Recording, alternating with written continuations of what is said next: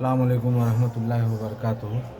तो आज हम हमारे पास निर्दोष सर बैठे हैं, तो उनसे हम बातचीत करना चाहेंगे। वो फ़िलहाल अभी कॉपी चेक कर रहे हैं, तो वो इल्म की बुनियाद पे ही बातचीत करेंगे कि और वो अपनी थोड़ी सी एक्टिविटीज़ दिखाएंगे इल्म से मुताल्लिक़ कि उनसे बातचीत का तरीका हम जारी है। तो सर लीजिए, सर के पास कैमरा दीजिए। बहुत बहुत शुक्रिया सर जी। स्वागत है आप सभी का। दरअसल हम लोग बातचीत कर रहे थे अनऑफिशियल, तो उसी बातचीत के सिलसिले में कुछ छोटी चंद बातें मैंने सर को बताई।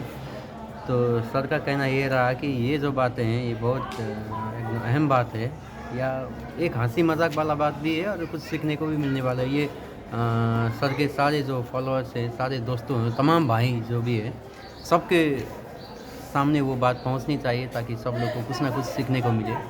तो बात तो वैसे कुछ खास नहीं थी। दरअसल ये था कि एक जो बच्चा स्टूडेंट कहिए शहर में, गांव से शहर में गया था अपने पढ़ाई करने के लिए, इल्म हासिल करने के लिए।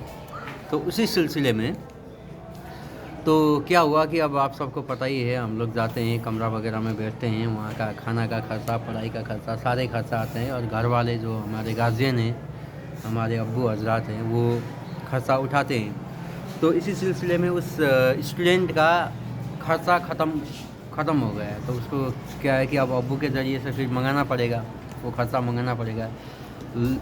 तो उस ज़माने में मोबाइल वगैरह कोई भी ये इंटरनेट, कोई भी सोशल नेटवर्क वगैरह का फैसिलिटीज़ नहीं था, अवेलेबल नहीं था उस वक्त। तो ख़त के ही ज़रिए से हम लोगों को वो मंगाना पड़ता था, ख़त लिखना पड़ता था। तो उसमें एक परेशानी ये थी, तो बात इल्म की ही आई कि इल्म उतना ना होने की वजह से उसको मात्रा का नॉलेज नहीं था, आकार इकार वगैरह मात्रा का नॉलेज नहीं था। लेकिन फिर भी उसको ख़त तो लिखना था, अबूजान को ख़त किसी भी सूरत में लिखना था, खर्चा मंगाना था सर्वाइव करने के लिए, आगे बढ़ने के लिए। तो उसने क्या किया, बग़ैर मात्रा का इस्तेमाल किए हुए उन्होंने ख़त जो लिखा, वो ख़त में क्या लिखा था वो मैं बताने जा रहा हूँ। उसने लिखा कि, गौर से सुनिएगा, बपक चरण म शरण परण खरच घटल अब हम मरब।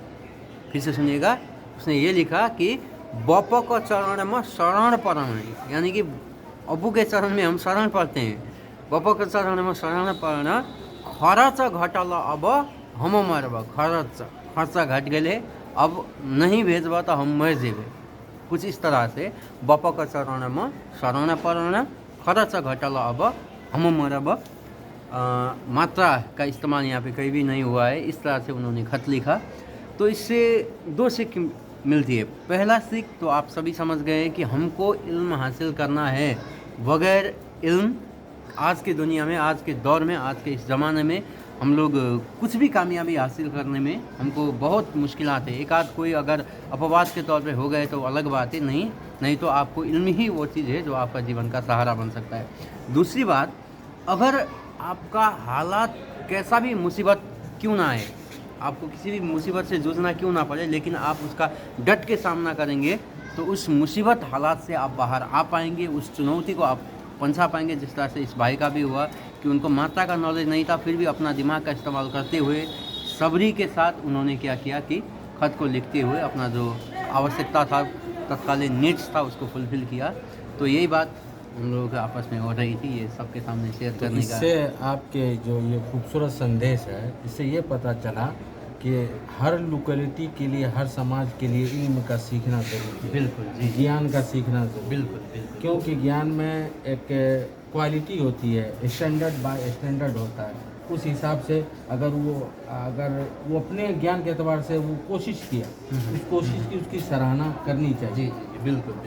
करनी चाहिए कि नहीं करनी चाहिए? पहली बात तो आपको अगर इल्म होता तो आप इससे भी बेहतर अवस्था में होते, ना होते हुए भी अपनी कोशिश किया और बेशक वो कोशिश रंग भी लाई।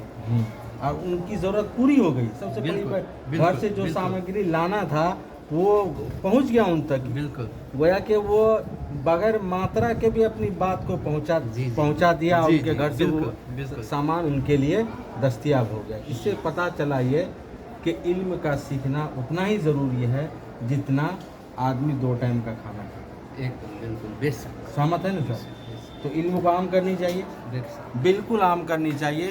तो हम दर्शकों को ये बताना चाहेंगे कि आज के दौर में इल्म का सीखना नहायत ज़रूरी है। अस्सलाम।